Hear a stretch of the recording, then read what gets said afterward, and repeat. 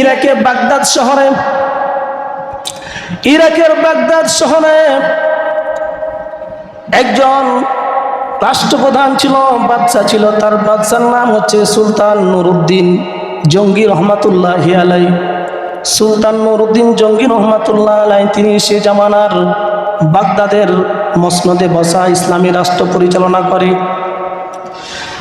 তিনি একদিন, এটা কত সালে, 557 হিজরিতে, 557 হিজরির কথা বলতেছি আমার বন্ধুগণ, আমার ভাইরা। তখন তিনি বাগদাদের মসনদে বসা ইসলামী রাষ্ট্রের নায়ক, ইসলামী রাষ্ট্রের বাদশাহ। তিনাকে স্বপ্নের মধ্যে একদিন তিনি দেখলেন যে নবীজি সাল্লাল্লাহু আলাইহি ওয়াসাল্লাম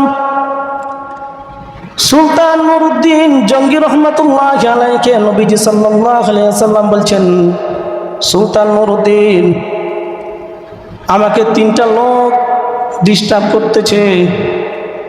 আমাকে 3টা লোক কি করতেছে? ডিস্টার্ব করতেছে। সুলতান নুরউদ্দিন জঙ্গি রহমাতুল্লাহি আলাইহি তিনি মনে হয় দেখলেন যে আপনি সকালবেলা রাত্রে স্বপ্ন দেখলাম, গোসল করলেন, 2 রাকাত নামাজ পড়লেন, আল্লাহর কাছে শুকরিয়া আদায় করলেন। তিনি বিষয়টা কেমন তেমন ভাবে গুরুত্ব দিলেন না। দ্বিতীয় দিন আবার নবীজি সাল্লাল্লাহু আলাইহি ওয়াসাল্লাম সুলতান নুরউদ্দিন জঙ্গিকে বলতে চাই যে, হ্যাঁ সুলতান নুরউদ্দিন জঙ্গি, তুমি কি আমাকে ভালোবাসো না? তুমি কি আমি নবীকে ভালোবাসো না, মহব্বত করো না? 3টা লোক আমাকে ডিস্টার্ব করে। সেদিন দেখলেন যে কথা শোনার পরে তিনার ঘুম ভেঙে গেল, তিনার মনটা খারাপ হয়ে গেল। আল্লাহ, আমি এটা কি দেখলাম? আমার রাষ্ট্র কোনো বিপদে পড়ে নাকি? নবীজি আমাকে কি ইশারা করছে আমি তো বুঝতে পারি না। তৃতীয় দিন আবার বলতে স্বপ্নের মধ্যে দেখলেন নবীজি বলতেছে যে, হে সুলতান নুরউদ্দিন জঙ্গি, তুমি কি আমাকে মহব্বত করো না? তুমি কি ইশকে রাসূল না? তুমি কি আশিক রাসূল না? তুমি আমাকে ভালোবাসো না? তুমি আমার কথায় কেন কান দাও না? 3টা লোক আমাকে প্রতিদিন ডিস্টার্ব করে। এবার সুলতান নুরউদ্দিন জঙ্গি রহমাতুল্লাহি আলাইহি কি করলেন? ঘটনাটা কান দিয়ে ভালো করে মন দিয়ে খেয়াল করে শুনেন। সুলতান নুরউদ্দিন জঙ্গি রহমাতুল্লাহি আলাইহি সেদিন প্রতিজ্ঞা করলেন, আমি যতক্ষণ পর্যন্ত না এ স্বপ্নের ব্যাখ্যা পাবো আর জানবো ততক্ষণ পর্যন্ত আমি খাবার খাবো না।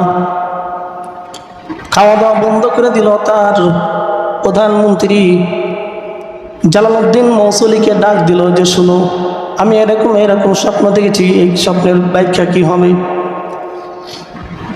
জালালউদ্দিন মৌসুলি বলল যে, আপনি যে স্বপ্ন দেখেছেন আমার মনে হয় নবীজি সাল্লাল্লাহু আলাইহি ওয়াসাল্লামের রওজা মোবারক, কবর মোবারক, রওজা মোবারক মনে হয় কোনো বিপদে পড়েছে কিনা।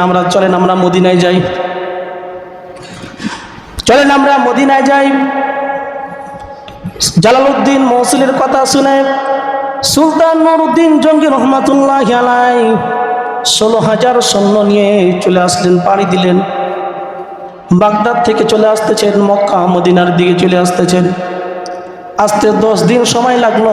আসার পরে 10 দিন কোনো কিছু খাই নাই সুলতান নুরউদ্দিন। 10 দিন কোনো কিছু খায় না, শুধু খালি পানি খায়, কোনো খাবার খায় না। যতক্ষণ না এই জিনিসটা জানতে পারবে ততক্ষণ সে খাবার খাবে না, এটা প্রতিজ্ঞা করেছে, ওয়াদা করেছে। লম্বা ঘটনা এক পর্যায়ে চলে আসলো মদিনার ভিতরে। মদিনার ভিতরে আসার পরে সে ঘোড়া থেকে নেমে স্যান্ডেল খুলে, পায়ের জুতা খুলে দৌড় দিয়েছে রাসূল সাল্লাল্লাহু আলাইহি ওয়াসাল্লামের রওজা মোবারকের দিকে। সকলে বলছেন যে, বাদশা, এখানে তো পাথরের জমিন, আপনার পাথর ক্ষত বিক্ষত হয়ে যাবে। বলছে, না, আমি রাসূলকে অনেক ভালোবাসি, মহব্বত করি। আমার রাসূল মদিনার অলি গলিতে হেঁটেছে, সুতরাং আমি যদি স্যান্ডেল পায়ে দিয়ে হাঁটি, জুতা পায়ে দিয়ে হাঁটি, বিয়াদবি হয়ে যাবে। এই জন্য আমি স্যান্ডেল খুলে আমি হাঁটতেছি। রাসূল সাল্লাল্লাহু আলাইহি ওয়াসাল্লামের রওজা মোবারক জিয়ারত করার পরে এরপরে চলে গেলেন। এরপরে বললো যে, শুনো, মদিনার যত মানুষ আছে সকলকে দাওয়াত দিয়ে দাও। দাওয়াত দেওয়া খাওয়া শুরু হয়ে গেল। আর রাসূল সাল্লাল্লাহু আলাইহি ওয়াসাল্লাম এ কথা বলেছিলেন যে 3 জন লোক, তাদের চোখগুলো হবে সবুজ সবুজ নীল ধরনের চোখ, মার্বেল কালারের চোখ, সাদা চেহারা হবে তাদের। এবার তখন দাওয়াত দিয়ে খাওয়াচ্ছে সমস্ত মানুষকে। যখন দাওয়াত দিয়ে খাওয়াচ্ছে দেখতেছে খালি রাসূল সাল্লাল্লাহু আলাইহি ওয়াসাল্লাম বলেছেন যে তাদের চোখগুলো নীল হবে, কিন্তু 1 সপ্তাহ খাওয়ালো, খুঁজে পেল না। আর এক সপ্তাহ যখন খাওয়ালো আরো খুঁজে পেল না। এখন বলে দিল, দেখো মদিনার ভিতরে কোনো প্রতিবন্ধী, হাত ভাঙ্গা পা ভাঙ্গা কোনো মানুষ আছে কিনা, বাড়িতে বসে তাদেরকে ডাকো। সকলকে ডাকা হলো। তাদের মধ্যে কোনো রাসূল সাল্লাল্লাহু আলাইহি সাল্লাম যেটা নির্দেশ দিয়েছেন যে নীল চোখ হবে, কোনো চোখ পাওয়া যায় না। হয়রান হয়ে গেলেন। ওইদিকে 18 দিন 17 দিন হয়ে গেছে না খেয়ে আছে, 17-18 দিন থেকে না খেয়ে আছে, কথা বলতে পারে না, উঠতে পারে না, দাঁড়াতে পারে না। কিন্তু কথা দিয়েছে, আল্লাহ রাব্বুল আলামিনের সঙ্গে ওয়াদা করেছেন, এই জন্য খাবার এখনো খায় নাই। বললো মদিনার লোকেরা বলতেছে আর কেউ আছে নাকি? বলছি আর কেউ নাই, তবে আমাদের মদিনার মসজিদের পাশে একটা রুম আছে, সেই রুমের ভিতরে 3 জন আল্লাহর ওয়ালি সবসময় জিকির করে। 3 জন আল্লাহর ওয়ালি সে মসজিদের ঘরে বসে কি করে? জিকির করে। তারা এখনো আসে নাই। তারা আসে নাই কেন? আমি তো দাওয়াত দিয়েছি। তারা কখনো বের হয় না, ঘর থেকে বের হয় না, সব সময় ঘরের ভিতরে থাকে, দান ধ্যান করে, আল্লাহর জিকির করে, কখনো মসজিদ থেকে বের হয় না। আমরা তাদেরকে খাবার দিই। খুব বড় আল্লাহর ওয়ালি। সুলতান নুরউদ্দিন জঙ্গি রহমাতুল্লাহ আলাইহি তাদেরকে ডাকতে পাঠালেন, আসলো না। এবার নিজে সুলতান নুরউদ্দিন জঙ্গি রহমাতুল্লাহ আলাইহি চলে গেলেন। যাওয়ার পরে দেখলেন ঘরটা কই? কিছু ঘর এটা। লম্বা ঘটনা ঘটছে। ঘর এটা, ঘরে দরজা খুলে না।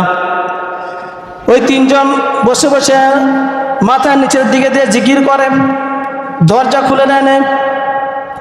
বল দরজা খুলে না। করছে বাদশাহ আপনি তাদের সঙ্গে বিয়াদবি করবেন, আপনি জ্বলে পুড়ে ছারখার হয়ে যাবেন, আল্লাহর ওয়ালির বদদুয়া লেগে যাবে। সুলতান নুরউদ্দিন জঙ্গি রহমাতুল্লাহ গেলে বলছেন কত বড় আল্লাহর ওয়ালি, আমি তাদেরকে দেখব। আমি দাওয়াত দিয়েছি, আমি বাদশাহ, আমি দাওয়াত দিয়েছি, আমার দাওয়াতে আসলো না কেন? দরজা এক পর্যায়ে ভেঙে দেওয়া হলো। দেখলো যে 3 জন বসে আছে, জিকির করতেছে মাথার নিচের দিকে দিয়ে। বললো যে শোনো, আমি বাগদাদ থেকে এসেছি, বাগদাদের বাদশাহ আমি এখানে এসেছি, তোমাদের দাওয়াত করেছি, তোমরা যাওনি কেন? তোমরা কেন বসে আছো এখানে? কি করতেছো? বলছে আমরা জিকির করতেছি। কেন যাও নাই? বলছে আমাদের উপর থেকে নির্দেশ আসে নাই। এক পর্যায়ে বলল তাদেরকে ঘর থেকে বের করে দাও। এদিকে মদিনার মানুষেরা হইচই শুরু করে দিয়েছে, আমার আল্লাহর ওয়ালিকে কেন মারবে, আল্লাহর ওয়ালিকে কেন মারবে, এই জন্য তারা হইচই করে শুরু করে দিয়েছে। সুলতান নুরউদ্দিন জঙ্গি বলছে শুনো, তোমরা একটু ওয়েট করে, একটু দাঁড়াও, তোমাদেরকে আমি আসল ঘটনা দেখিয়ে দিচ্ছি। এক পর্যায়ে তাদেরকে ঘর থেকে বের করে দিল। ঘর থেকে বের করে দেওয়ার পরে বললো দেখো ঘরের মধ্যে তল্লাশি করো, কোথায় কি আছে। সমস্ত কিছু যা ছিল, চাটাই যা ছিল সব উঠানো হলো, কোনো কিছু খুঁজে পাওয়া যায় না। জায়নামাজ উঠানো হলো, কোনো কিছু খুঁজে পাওয়া যায় না। দেখলো এক কোণার ভিতরে একটা বিশাল বড় পাথর গর্তের মুখে দেওয়া আছে। তখন বললো এই পাথরটা দিয়ে তোমরা কি করো? বলছে এখানে বসে বসে আমরা আল্লাহর ধ্যান করি। পাথরটা সরাই দাও। পাথরটা সরালো আল্লাহ রাব্বুল আলামিন। আমার বন্ধুগণ, আমার ভাইরা কি দেখলো? পাথরটা সরানোর পরে কি দেখা গেল? পাথর যেমনি সরেছে, বিশাল বড় একটা সুড়ঙ্গ, গর্ত। যেমন ফিলিস্তিনের মুজাহিদরা সুড়ঙ্গ বানাইছিল, এরকম সুড়ঙ্গ বানাইছে। এই সুড়ঙ্গ দেখে পাথরটা সরাই দিয়ে সুলতান নুরউদ্দিন এবং তার প্রধানমন্ত্রী জালালউদ্দিন মৌসুলি 2 জন মিলে সুড়ঙ্গের ভিতরে ঢুকে গেল। এক পর্যায়ে চলতে যখন রাসূল সাল্লাল্লাহু আলাইহি ওয়াসাল্লামের কবর মোবারকের রওজা মোবারকের কাছে পৌঁছে গেছে, আর মাত্র 1 হাত আছে, আর 1 হাত খুললে রাসূল সাল্লাল্লাহু আলাইহি ওয়াসাল্লাম লাশ পর্যন্ত পৌঁছে যাবে।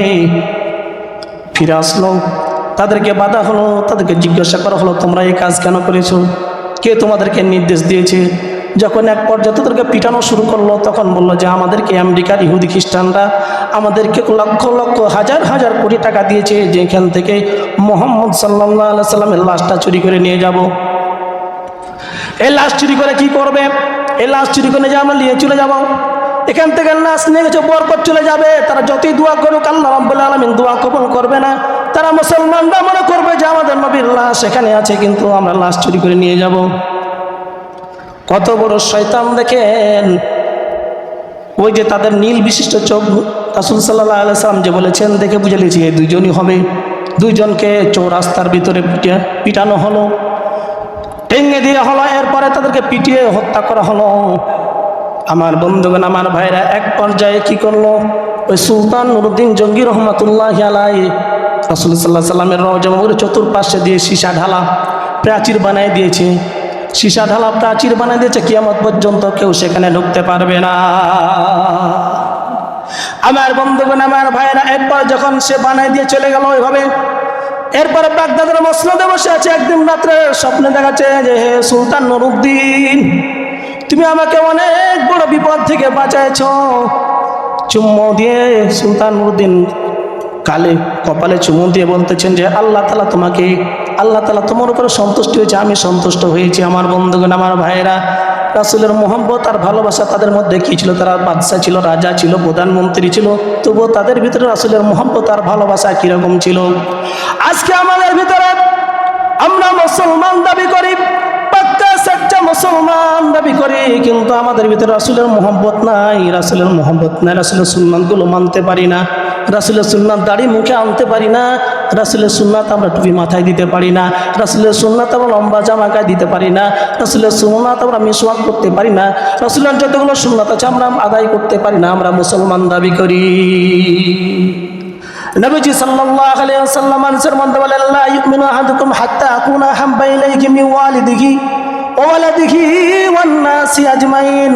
নবী করিম সাল্লাল্লাহু আলাইহি ওয়াসাল্লাম বলেন, ওই ব্যক্তি ততক্ষণ পর্যন্ত মুমিন হতে পারবে না, ওই ব্যক্তি ততক্ষণ পর্যন্ত মুমিন হতে পারবে না যতক্ষণ পর্যন্ত না আমি নবীকে তার সন্তান সন্ততি পরিবার পরিজন ছেলে মেয়ে সকলের চেয়ে বেশি মহব্বত করবে। কাকে বেশি মহব্বত করতে হবে? রাসূল সাল্লাল্লাহু আলাইহি ওয়াসাল্লামকে বেশি মহব্বত করতে হবে।